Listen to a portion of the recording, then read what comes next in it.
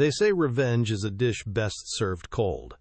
I never understood what that meant until the day I received an anonymous letter that changed everything. My name is James, I'm 38 years old, and this is the story of how I discovered my wife's affair and teamed up with the most unlikely ally to get justice.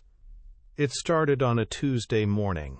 I remember because Tuesdays were always quiet at work, the kind of day where you could catch up on emails and actually think clearly.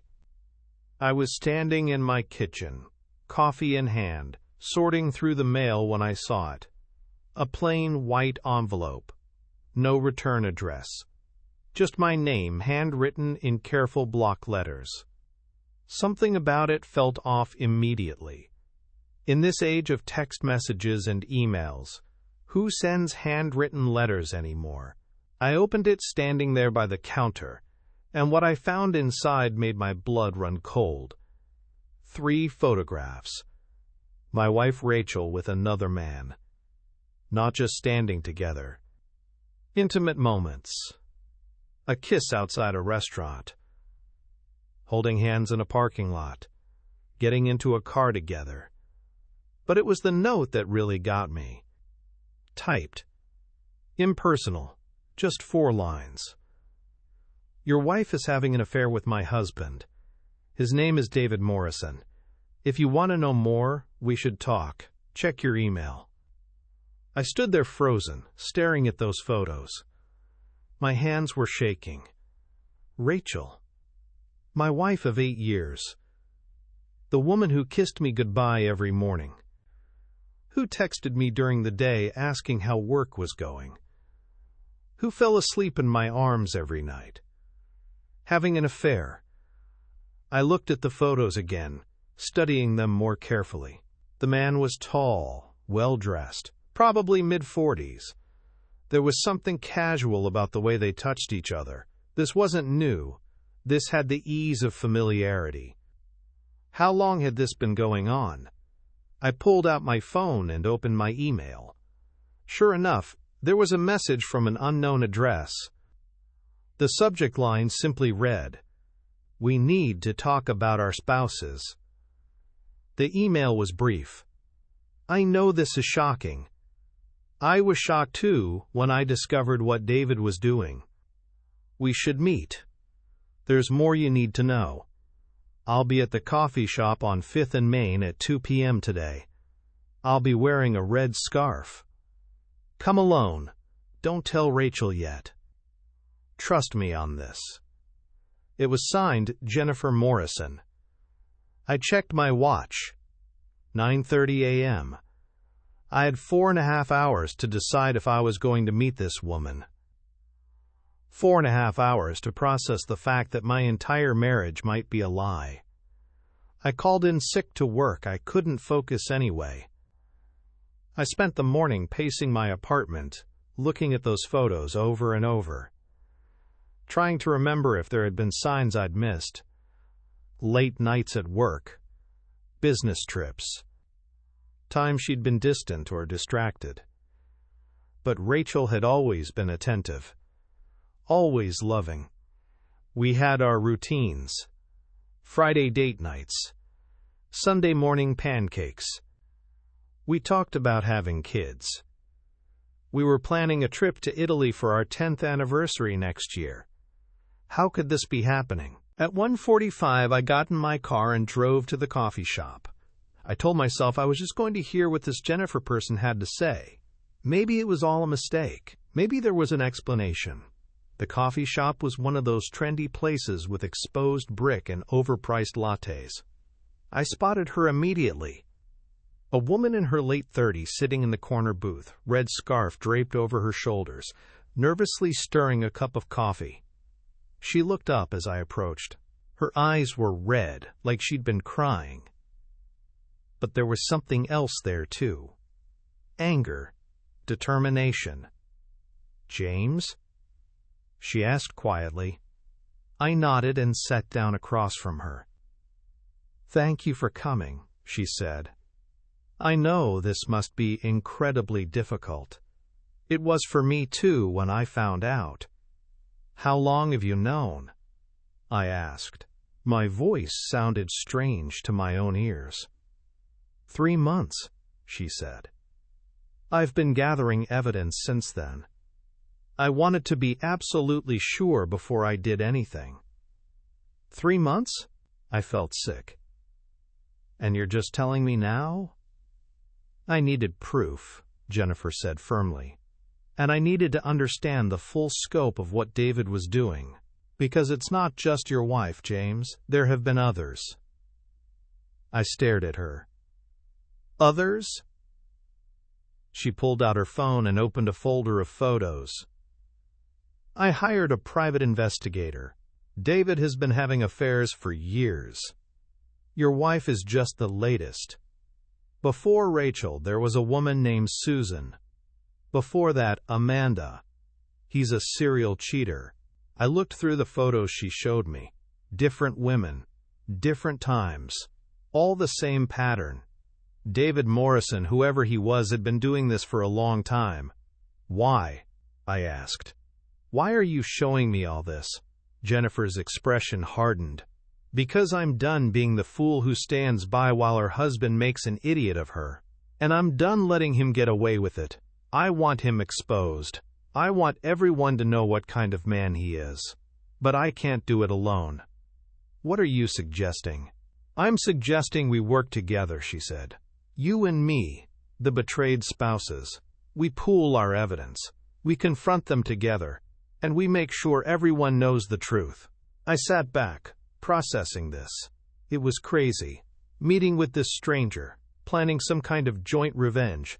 But as I looked at Jennifer's determined face, I realized something. I wasn't just hurt. I was angry. Furious. Rachel had betrayed me. This David person had betrayed Jennifer. And apparently they'd both been doing it without a second thought about the people they'd promised to love and cherish. What did you have in mind? I asked. Jennifer smiled, but it wasn't a happy smile. It was the smile of someone who'd been planning this for a long time. I found out where they're meeting. David has a company event coming up next Friday. A big corporate dinner with all his colleagues and clients. Rachel will probably be his +1, since I've already told David the first have a family emergency that night and can't attend. You're going to confront them there? In public? We're going to confront them there, Jennifer corrected. You and me together. With all the evidence. In front of everyone. His boss, his colleagues. Everyone who thinks David Morrison is this upstanding family man. It was bold. Risky. Probably not the mature, adult way to handle things. But as I sat there looking at this woman who'd been hurt the same way I had, I felt something click into place. A sense of partnership. Of shared purpose. I'm in, I said. Over the next week, Jennifer and I met several times. We coordinated our evidence, the private investigator's reports, bank statements showing hotel charges and restaurant bills, text messages Jennifer had recovered from David's old phone that he thought he'd erased, photos, receipts, an entire timeline of the affair. The most painful part was acting normal at home. Rachel had no idea I knew anything. Every night she came home from work, kissed me hello, asked about my day. Every night we had dinner together, watched TV, went to bed. And every night I looked at her and wondered who she really was. How could she lie so easily? How could she sleep next to me knowing what she was doing? I wanted to confront her immediately, to demand answers. But Jennifer convinced me to wait. We do this right, she said. We do this where it hurts them most, where they can't lie or manipulate or gaslight us, in front of witnesses. Thursday night, Rachel told me she had a work dinner on Friday evening. A client event, she said. She'd be home late. I smiled and said, that was fine. I had plans with some friends anyway. She had no idea those plans involved showing up at her lover's corporate event. Friday arrived. I spent the day in a strange state of calm, like I was preparing for battle. Jennifer and I texted back and forth, finalizing our plan. We'd arrive separately. Jennifer would go in first since she was technically invited as David's wife. I'd show up 15 minutes later. At 6 p.m., I put on my best suit. I looked at myself in the mirror.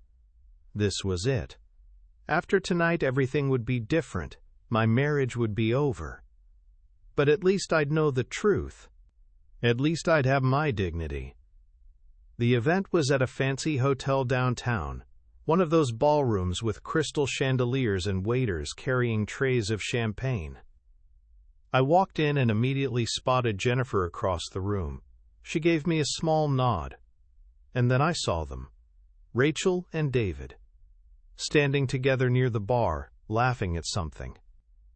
She was wearing the dress I'd bought her for her birthday.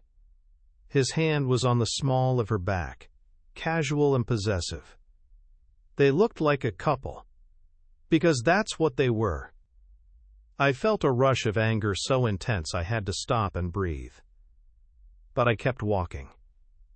Made my way through the crowd. People were networking, chatting, drinking. Nobody noticed me. Just another guest at a corporate event. I positioned myself near the stage where David's company president was about to give a speech. Jennifer had arranged for us to have access to the microphone afterward. She'd told the event coordinator she wanted to make a toast to her husband. They'd thought it was sweet. The president finished his speech. There was polite applause. And then Jennifer stepped up to the microphone. "Excuse me, everyone," she said. Her voice was steady, clear. "I know this is unusual, but I'd like to say a few words about my husband, David Morrison." People turned to look. David's face went pale. He started moving toward the stage, but Jennifer's brother, who'd been waiting nearby as part of our plan, stepped in his way. "David and I have been married for 12 years, Jennifer continued. "And for most of those years I thought we had a good marriage. I thought he was faithful, loyal, honest." The room had gone completely silent. People were looking confused, sensing that something was wrong. But 3 months ago, I discovered that my husband has been having an affair, multiple affairs, actually, with multiple women, including one woman who's here tonight. Gasps rippled through the crowd. Rachel's face drained of color. She was looking around frantically, probably trying to find an exit. "Rachel Winters," Jennifer said, pointing directly at my wife. "Would you like to come up here? Or should I show everyone the photos I have of you and my husband?" That's when I stepped forward, walked through the crowd toward Rachel. Every eye in the room was on us now. "Hi, honey," I said quietly. "Surprise." Rachel's mouth opened, but no sound came out. She looked between me and Jennifer, her expression a mixture of shock and horror. "Can you?" I asked. "Can you explain these?" I pulled out my phone, showing the photos Jennifer had sent me. "Or these text messages? Or how about the hotel receipts from last month? Or the business trip to Boston that you were actually in New York with David?" Jennifer had joined us now, with her brother still keeping David restrained near the stage. "We've been gathering evidence for weeks," she said to the crowd. "My husband is a serial cheater, and your colleague Rachel has been helping him betray his family." Someone in the crowd had their phone out, recording. This would be all over social media by morning. David's reputation would be destroyed. So would Rachel's. "Talk?" Jennifer's voice rose. "I tried to talk to you. Every time I asked if something was wrong, you told me I was being paranoid. You made me feel crazy. And you," I turned to Rachel, 8 years. We've been together 8 years. We talked about having children, about growing old together. Was any of it real?" "It just what?" I cut her off. Just happened? You accidentally fell into bed with someone else? Multiple times? You accidentally lied to me every single day? The rest of us deserve to know what kind of man works here, someone called out from the crowd. I recognized him as one of David's colleagues. I've been sending clients to you, David, recommending you. And this is who you are? The crowd was turning against them now, whispers and pointed looks. Camera phones out. This was exactly what Jennifer had planned. Public humiliation. Complete exposure. David's boss pushed through the crowd. David, Jennifer, I think we all need to step outside and discuss this privately. No, Jennifer said firmly. We've lived with this privately for too long. Everyone here needs to know the truth. Your star employee is a liar and a cheater who's been betraying his wife and family for years. And my wife, I added, has been complicit in that betrayal. I pulled my arm away. There's nothing to explain. You made your choices. You chose him over me, over us, over everything we built together. So no, Rachel, we're not going to talk. We're going to go home, you're going to pack your things, and you're going to leave. I turned to Jennifer. You were right. This needed to be public. Thank you. She nodded, tears in her own eyes now. Thank you for believing me, for helping me. We walked out of that hotel together, leaving David and Rachel to face the consequences of what they'd done. Behind us, I could hear chaos. People talking, arguing. The event coordinator trying to regain control. But I didn't look back. Over the next few weeks, the fallout was swift and brutal. The video of the confrontation went viral on social media. David's company put him on administrative leave, pending an investigation. Several clients withdrew their business. His reputation in the industry was effectively destroyed. Rachel moved out of our apartment. She tried to call me multiple times, sent long emails explaining how the affair started, how she'd wanted to end it but didn't know how. I deleted them all unread. I didn't care about her excuses.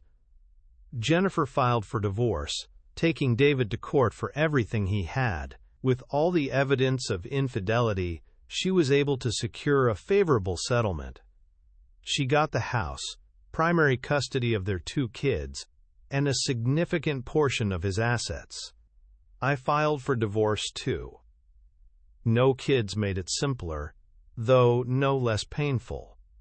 But at least I had closure. I knew exactly why my marriage ended. There were no questions, no what-ifs. Just the cold, hard truth. Jennifer and I stayed in touch. Not romantically, at least not at first. We were just 2 people who'd been through the same trauma and understood each other. We'd meet for coffee sometimes, compare notes on our divorce proceedings, vent about our ex-spouses. Do you regret it? She asked me one day, about 6 months after the confrontation. The public exposure? Some people said we went too far. I thought about it. No. If we'd done it privately, they would have lied. They would have manipulated the narrative, made themselves the victims.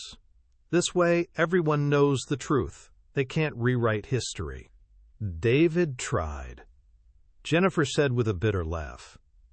He told people I was vindictive, that I set him up. But everyone saw the evidence. They know what he did. Do you think they feel guilty? I asked. Rachel and David? I don't know, Jennifer said. I used to think David would eventually realize what he'd lost. But narcissists like him never really do. They just move on to the next victim. She was right. Last I'd heard, David had moved to another city, started over somewhere people didn't know his story. Rachel had done the same. They weren't together anymore, their affair had imploded under the weight of public scrutiny, but neither of them had really faced what they'd done. Meanwhile, Jennifer and I had to rebuild our lives from scratch. New apartments, new routines, learning how to be single again after years of marriage. "You know what's strange?" Jennifer said. "I don't miss him. I thought I would. But mainly, I'm just angry it took me so long to see who he really was." I understood exactly what she meant. The person I missed wasn't really Rachel. It was the version of Rachel I thought I knew. The woman who loved me, who was faithful, who shared my dreams. That person never really existed. She was just a role Rachel played. About a year after everything happened, Jennifer called me out of the blue. "I got a job offer," she said. "In Seattle. Better pay, fresh start. I think I'm gonna take it." I was happy for her, but also sad. She'd become a real friend. Someone who understood what I'd been through in a way no one else could. "That's great," I said. "You deserve a fresh start." "You should think about it too," she said. "There's nothing keeping you here. Why not go somewhere new? Somewhere you don't run into Rachel at the grocery store or see David's face on business websites." She had a point. I'd been stuck in the same apartment, the same job, the same city where everything had happened. Maybe it was time for a change. "I'll think about it," I promised. 2 months later, I took a job in Denver. New city, new company, new life. Jennifer and I still text sometimes, checking in on each other. She's doing well in Seattle. Dating someone new, she said. Taking things slow but optimistic. I'm not there yet. Not ready to trust someone new. But I'm okay with that. I've learned that being alone is better than being with someone who lies to you, who betrays you, who makes you question your own sanity. If I could go back and prevent all of this, would I? I don't know. Part of me wishes I could return to the ignorance, to the time when I thought my marriage was solid.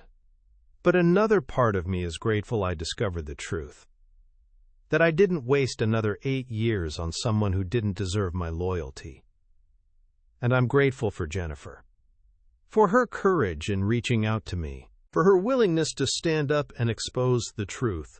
Without her, I might never have known. I might have kept living a lie, while Rachel continued her affair behind my back. Some people called what we did vindictive, cruel, an overreaction. But those people weren't the ones who'd been betrayed, who'd had their entire reality shattered, who'd spent years building a life with someone only to discover it was all based on lies. We didn't do it for revenge, not really. We did it for justice, for truth, for ourselves and for each other. Because sometimes the best revenge isn't cold or calculated. Sometimes it's just the simple act of refusing to let liars control the narrative, of standing up and saying, "This is what you did. These are the consequences. And everyone deserves to know." Looking back now from the distance of time and a new city and a slowly healing heart, I can see the situation more clearly. The affair wasn't about me. It wasn't because I wasn't good enough or didn't love Rachel enough. It was about her choices, her character, her willingness to betray someone who trusted her. And David? He was just a symptom of a deeper problem. A man who saw relationships as conquests rather than commitments, who thrived on the thrill of deception. They deserved each other, really. Two people willing to hurt others for their own gratification. But Jennifer and I? We deserved better. And we got it, eventually. Not through revenge or public humiliation, though that certainly felt satisfying in the moment, but through the simple act of choosing ourselves. of deciding that we were worth more than the scraps of affection and loyalty our spouses were willing to give us between their lies. If you're reading this and you're going through something similar, here's what I learned. First, trust your gut. If something feels off, it probably is. Don't let anyone gaslight you into ignoring your instincts. Second, gather evidence before you confront. Jennifer was smart to wait, to build an airtight case. It meant there was no room for denial or manipulation. Third, don't do it alone. Having someone who understood what I was going through made all the difference. Whether it's a friend, a therapist, or in my case, another betrayed spouse, find your support system. Fourth, expose the truth on your terms. We chose a public confrontation. You might choose something different. But don't let the cheater control the narrative. And finally, remember that moving on doesn't mean you weren't hurt. It doesn't mean you've forgiven. It just means you've chosen to build a new life. One that doesn't include people who betrayed you. I'm in Denver now. I have a job I enjoy, an apartment with a view of the mountains, and a sense of peace I didn't have when I was married. I go to therapy. I've joined a gym. I'm learning to cook properly, instead of just microwaving frozen dinners. Small steps, but they're mine, built on a foundation of truth instead of lies. And that's worth more than any marriage based on deception could ever be. Sometimes I wonder what Rachel and David are doing now, if they ever think about what they destroyed, if they feel any remorse. But those thoughts come less and less frequently. Because the truth is, they don't matter anymore. They're just people I used to know. Chapters in my story that are finished and closed. The real story, the one that matters, is what comes next. And that story? That's all mine to write.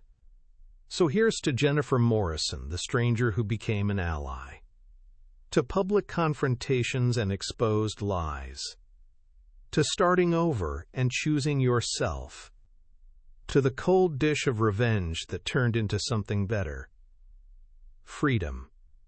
And here's to everyone else out there who's been betrayed, who's hurting, who's wondering if they'll ever feel whole again. You will. It takes time, and it's not a straight line, but you will. Trust me, I know. Because if there's one thing I've learned from all of this, it's that the best revenge isn't destroying your enemies. It's building a life so good that you forget they ever mattered in the first place. And I'm working on that. Every single day.